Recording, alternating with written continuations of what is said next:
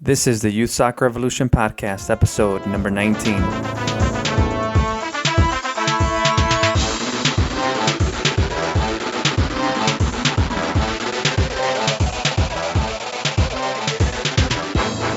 everyone, welcome back to the Youth Soccer Revolution Podcast, episode number 19. Today we continue with part 2 of the John Townsend interview. If you have not listened to part 1 of the interview, go back and listen to episode number 18 and listen to the first part of the interview, and then come back and listen to this one. Real quick, I want to give thanks again to my sponsors, My Team Spot. My Team Spot is the ultimate team management tool for coaches, parents, and players. Customize your dashboard, contact players and parents, schedule practices, games, and provide real-time updates, team histories, events, and much more. It's a simple team management tool that you can use to communicate with all your team, the parents, players, everyone involved, and manage multiple teams in one place, real-time scheduling, send team emails and text messages, video and photo sharing, secure document storage. It's got it all. And you can get a 60-day free trial. Go to youthsoccerrevolution.com/myteamspot. Make sure you use promo code YSE60. Again, make sure you use YSE60 to get a 60-day free trial. Also want to thank Audible. You can also go to youthsoccerrevolution.com/audible and get one free audiobook when you sign up. Go ahead and check it out. Get your free audiobook and tell me what you think about it. Without further ado, here is the second part of the interview with John Townsend from farpostfooty.com. John, you talked a little bit about the U.S. Development Academy. Yeah, so the guidelines that I read, and I know a lot of coaches, a lot of colleagues of mine, a lot of my former players are academy players now. You know, they stress this controlled environment, and they don't allow pickup games. They don't allow any outside participation for full-time academy players. I mean, that's verbatim. It's a rule each club reinforces, they enforce. They say it's a 10-month season with approximately 30 games, 4 mandatory training sessions weekly. And so part of that is, you know, for an academy to really operate as an academy, we really want them to understand how it works other places. So there's nothing wrong with having those rules, but you can't expect to produce academy caliber players in a global context. Does that make sense? So if you are an academy player, without using air quotes, and you're only allowed to play with your academy teammates or with these coaches, you're not learning anything but what they tell you. And I know when I was in the Netherlands, in Holland, a lot of kids were vying to be into some academy team. They were trying to get there. And some of the academy kids that were a little older than us would still play street soccer. They would still come out and play in the soccer cages. They would still come, you know, play pickup.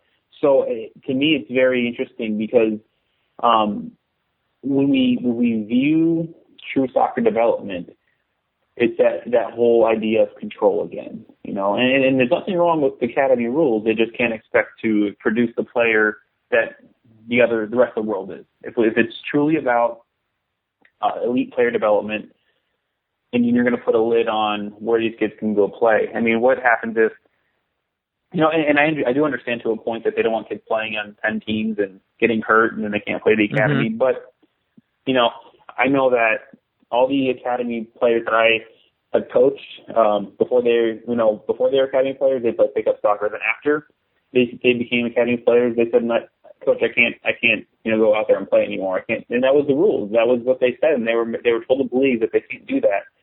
So, you know, maybe it's looked down upon by the academy coaches and higher ups, the pickup soccer.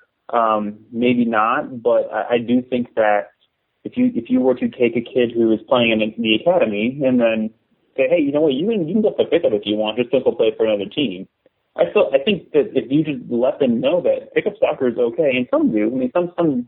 It's not that it's so enforced where if they were to be at the park playing on their own, the coach would get mad. But just saying it to the younger age groups, it already puts it in their mind that it's all about the academy and nothing else. You're only going to get better through us, by us, and for us. You talked a little bit about the the book of the Nowhere Men by Michael Calvin and Raheem Sterling's discovery.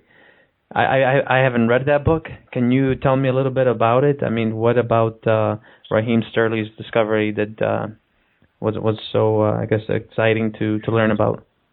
Well, so the book itself, it's about the scouting system in British football. So if you think about how we have a scouting network for baseball in the United States and in Central America, if you use that premise and put it into soccer over in England, what it talks about is this thing that we don't have here. We don't have a true scouting network. We have coaches that operate as scouts. We have, I think, U.S. Soccer Federation might have 80 scouts for the whole country, so that's not even 2 per state. And we expect to produce these talents. And the Nowhere Men, it talks about the journeyman of the scouting network. So guys that are working for clubs that, looking at the parks, scouring the schoolyards, looking for talent, and they operate on, maybe per diem. They don't get paid much. And then as the game changes and the clubs are a little higher up, the scouting networks are more professional. There's actually a director of football who will deploy professional scouts, but it starts at the bottom. And with Raheem Sterling, he was discovered playing in a park. He was discovered playing in a park in London, and he was brought up through, I think, Tim Sherwood, when he was at QPR's academy, Queen's Park Rangers Academy. He was signed with them. It was an interesting development because he was this really interesting talent, but the way he plays and the way he moves and the way he operates on the football field, on the soccer field, that's not something that is coached into him. That is something he learned playing hours and hours and hours in the parks and with his friends in pickup soccer. So, he's the one example of players in the Nowhere Men that are these, I wouldn't say street urchins, but they're playing out there because they love it, but they also realize in the Nowhere Men that there's an industry around discovering these talents. So if you look at American baseball, how it scouts these phenomenal players at a young age, and you have to bank whether they're going to fulfill their potential or not. That's kind of what the Nowhere Men's about. So it's an intriguing look about scouting, about how the scouting network is largely dependent on, technology versus the gut feeling, kind of like that whole idea of Moneyball. If you've seen that movie or read the book, Yep. can you use stats to tell if a player is going to be great, or you look at a player within 5 seconds, realize that this is going to be a really good player. So the book itself it's several chapters of just different clubs, how they operate throughout the different levels of English football, and it's a fascinating read. I really recommend it, and I think that if we could have that kind of network here with American soccer, we would not only improve tomorrow, but we would also have to encourage free play, because we're also these scouts going to find these players if it's only in training sessions. So how old was Sterling when he was discovered? When Raheem Sterling was discovered, I think in the book he was pretty 10 or 11. He wasn't very old, so he was he might have been younger. But one of the interesting things in the book is, in 2010 he was discovered, and I think, he's 20 now, so he's one of those rare talents too, that he's a Jamaican-born English footballer. So he's not, wasn't born in England, so that was another obstacle that people had to mitigate, because what if he chose to play for Jamaica over England? And there's a lot of controversy for young players like that, going on in academies now, is they go early so then they can satisfy the homegrown player rule. But Raheem Sterling, he lived, I think he moved to England when he was 5, but he was really one of those young talents that, if they didn't move on him right away, because I think as soon as Queen's Park Rangers came in for him, Liverpool put a bid in, and this is the first time we really have seen in a book how youth development has bidding wars. So players are, these young teams who can't even drive a car yet have these massive transfer fees associated with them. So you're buying their rights for the development. And it's, I think he made his debut for Liverpool when he was just 17. And there's even younger players now, at the same club at Liverpool is a player named Jordan Rossiter, who's a local boy who's been there since he was 6, in this academy system. So it's very different, and he was picked up playing playing for his school in the Liverpool area. So, Raheem Sterling is one that's mentioned. Other players that are mentioned like Joe Hart, and how all these players, Jack Butland, some of these goalkeepers came to be. It's many hours of scouting, and it's not just how we do it here where the richest kid gets to play. It's their true talent is getting chosen to play to the top. The call to action that you call for in the article is very simple. When you mention we can do more with less, and I mean that is so simple that and any parent can do it. Like you said earlier, my mom kind of took me under the wing first when I started playing, and she just put a ball out there and we started to play. I mean it's really that simple. But why aren't we doing it? We have a tendency to, in America, with American sports, especially in soccer, to covet the result without respecting the process. We want to be the best without, and we want to be the best as fast as we can, and we want to do it our way. And the thing about soccer, the thing about learning how to be an artist, learning how to be a violinist or a piano player, is you can take a very complex piece of work and want to emulate that. But if you continue to try to take the whole thing on at once, you're going to fail continually. But if you learn how to do the little things build up on, and they become, combine them all together, they become big. And in the United States, we are overly organized. We're task-centric, very, very, very addicted to trophies, participation. We look at our school system, people get points for coming to class. People get, every grade is a negotiation now. It's not a true measure of how a student is. It's, before it was the onus was on the individual student or the player. Like, why didn't you do better? Now it's put on, we as a society tend to kind of shift blame away from ourselves. And so in the United States, there's an industry of what I call snake oil salesmen. They will tell you, they put these labels that their club is elite, that it's premier, that it's an academy, and so all these wonderful labels that really mean this, that this is great, but then you look at the product and you're like wondering, well, what's elite about it? What's premier about this? What's an academy about this? Are the players living there? And they're not. So in the United States, and we can do more with less, what I mean by that is I would rather have a kid who learns how to play the game, both like I did, in the streets, in the cul-de-sac with his friends or on his own, and learning how to, play and learn, take instruction from a coach. When I was in Holland, one of the most intriguing things was we had an academy coach come in from a team called FC20 in Enschede. And what he did was he was looking for talent. And he said, today's game is going to be, every one of you is going to get a soccer ball, and we're going to go to the park. And in the park, there's a ton of trees. And he said, all day I want you to dribble and do whatever you want for 30 minutes, and I want you to go and I want you to pass the ball to a tree, try to hit the tree, and that was the exercise. He was just looking at how we interacted without his actual influence. So the whole practice for 30 minutes for that exercise, we were dribbling. Some kids were shooting from afar. Some people were trying to play wall passes off the trees. Some kids were just touching the trees and, doing the turn and dribbling to another one.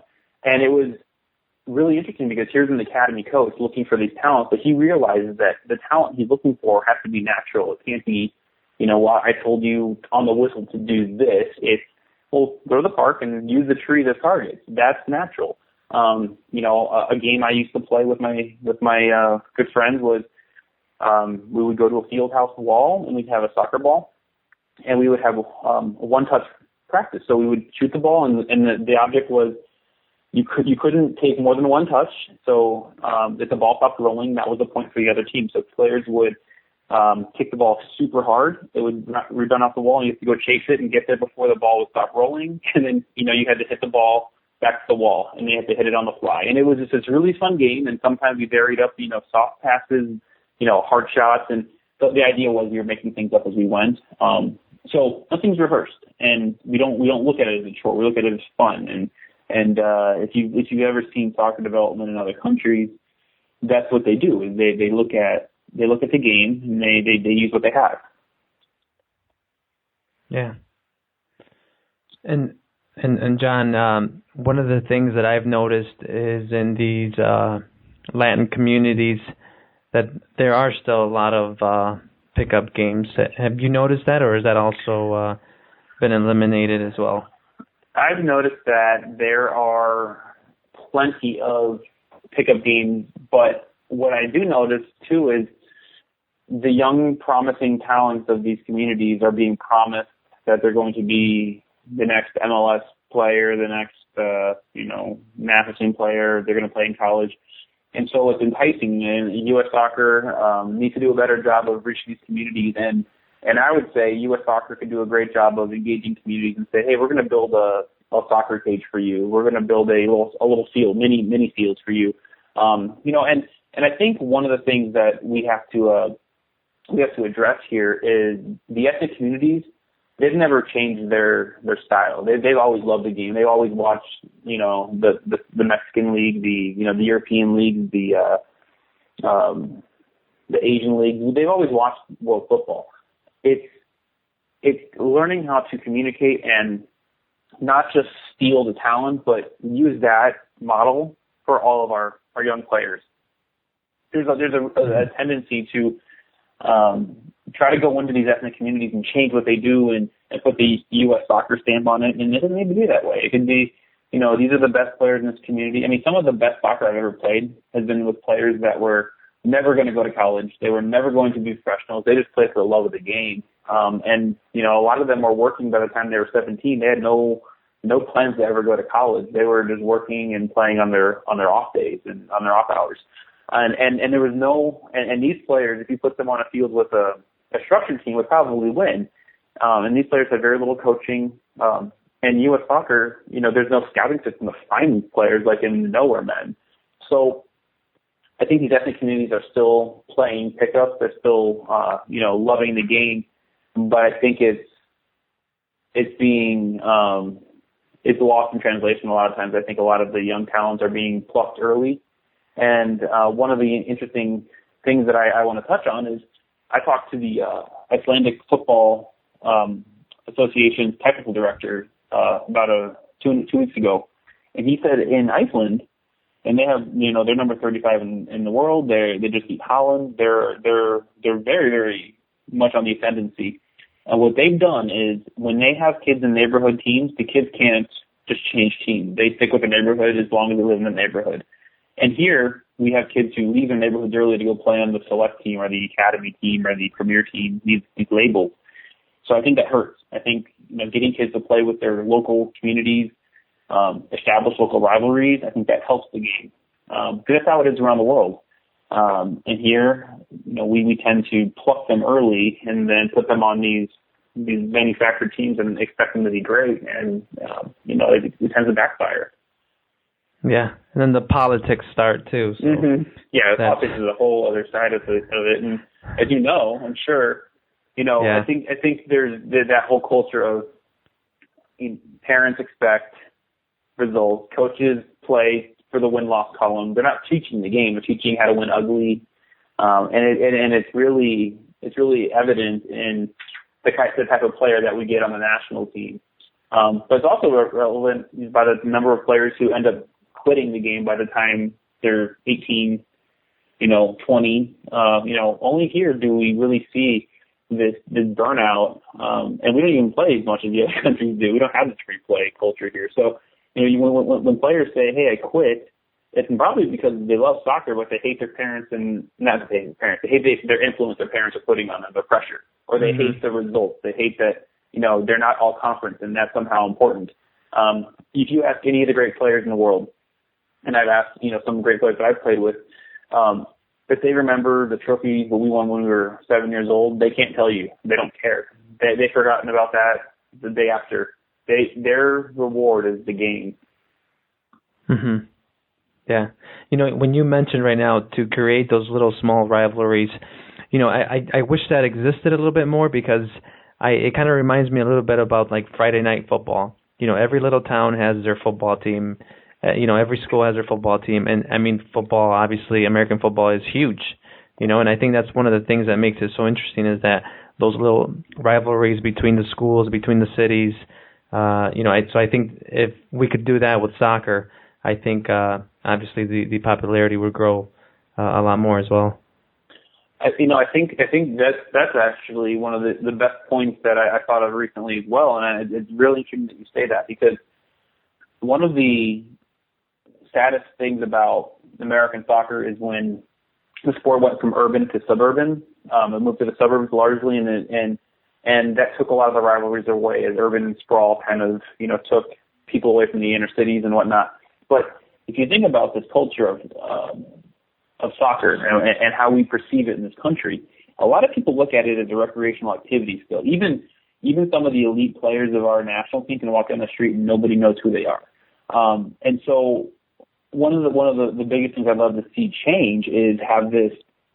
I'd love to have more teams within a populace, because right now the academies are these super clubs, and I look at these academies, the distribution of these clubs, and there's huge sections of the country that aren't even, and this is just the academy level, there's huge sections of the country that are ignored. They don't have an academy there because there's no MLS team there or whatever. But I'd like to talk about it even at the lowest levels. Like when we used to have in my neighborhood, was you played with a neighborhood team. It was usually associated with the parochial school or the parish.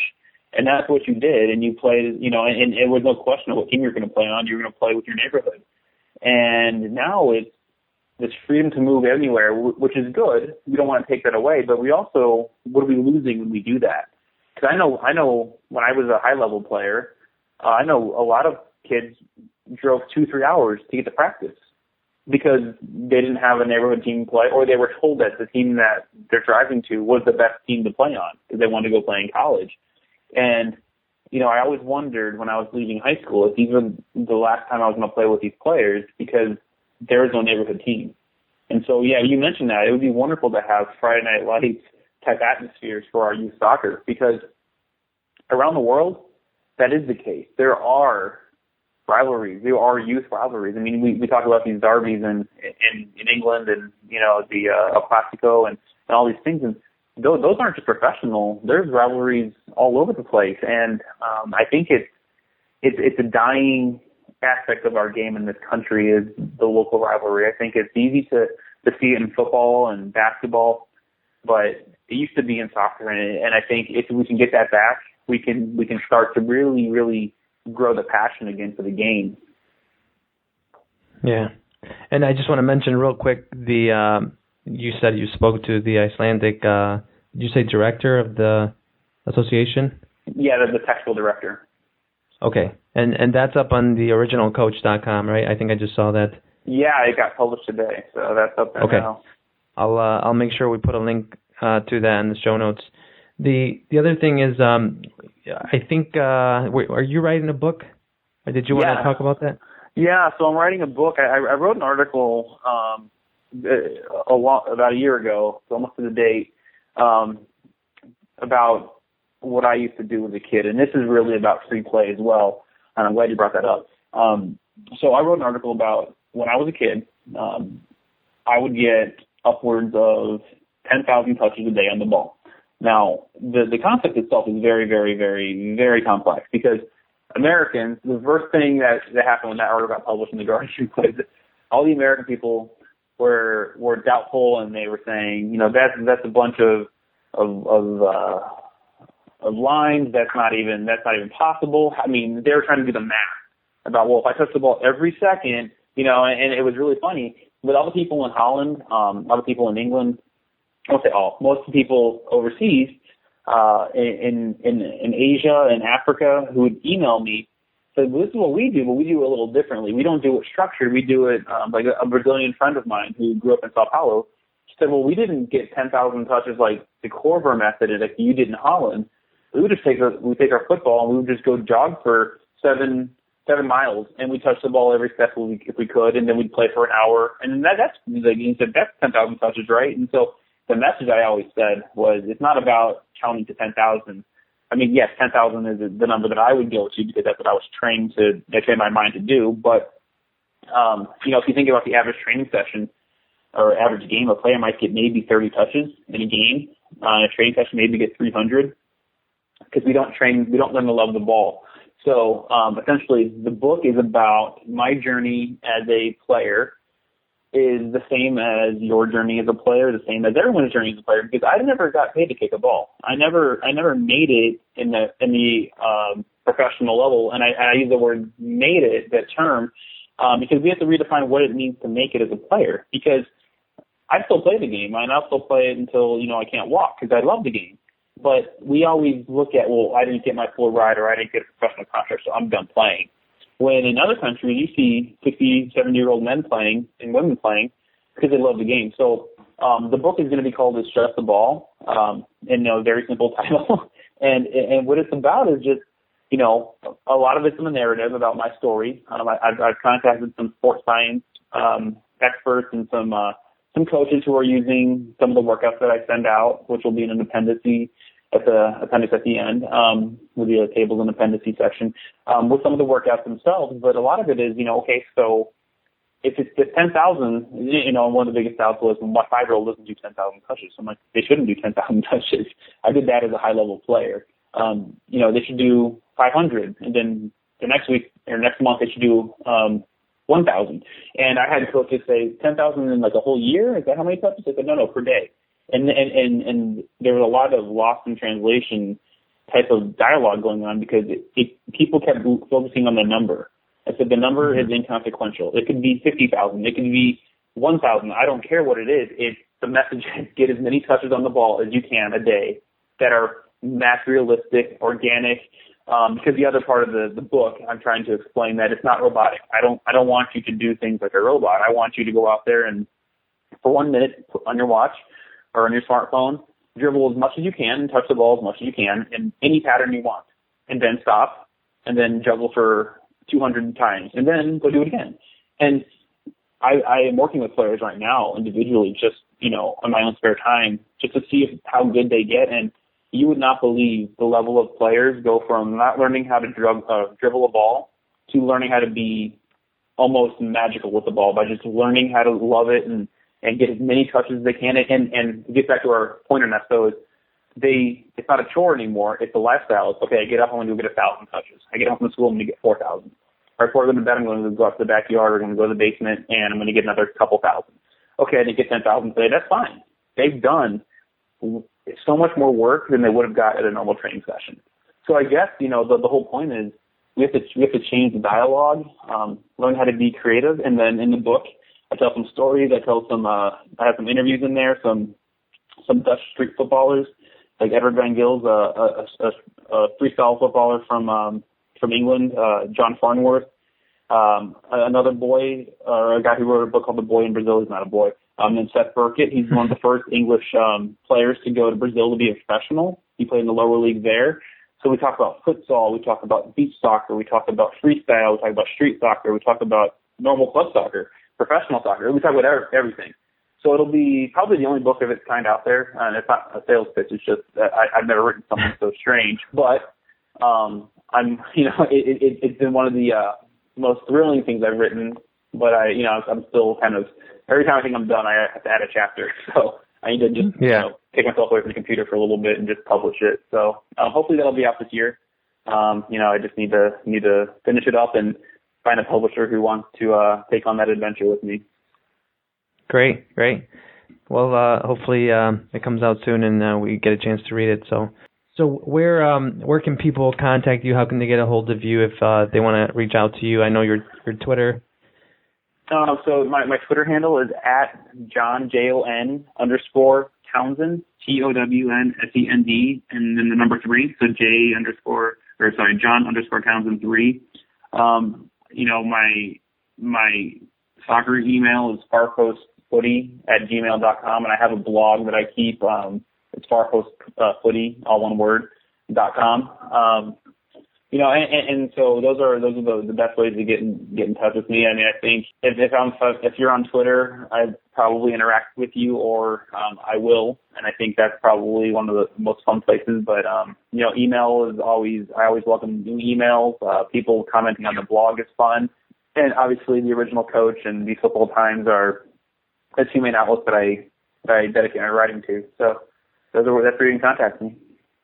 Great.